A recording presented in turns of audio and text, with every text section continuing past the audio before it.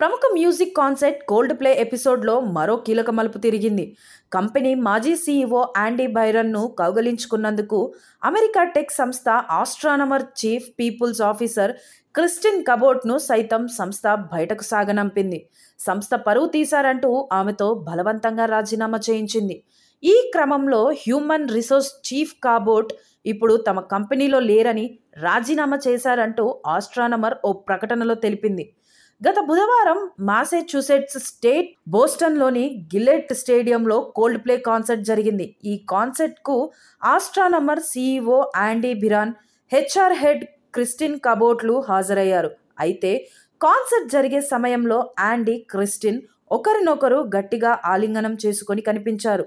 సరిగ్గా ఇదే టైంలో వారిపై స్పాట్ లైట్ పడడం, ఆ దృశ్యం బిగ్ స్క్రీన్ పై కనిపించడంతో వీరి దొంగచాటు ప్రేమాయణం బయటపడింది.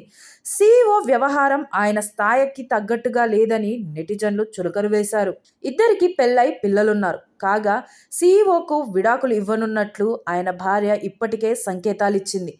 సంస్థ ఆస్ట్రానమర్ యాండీని పదవి నుంచి బలవంతంగా తొలగించింది. సీఈఓ బాధ్యతల్ని మరొకరికి అప్పగించింది. అవమానం భారం తట్టుకోలేని యాండీ తన పదవికి రాజీనామా చేశారు.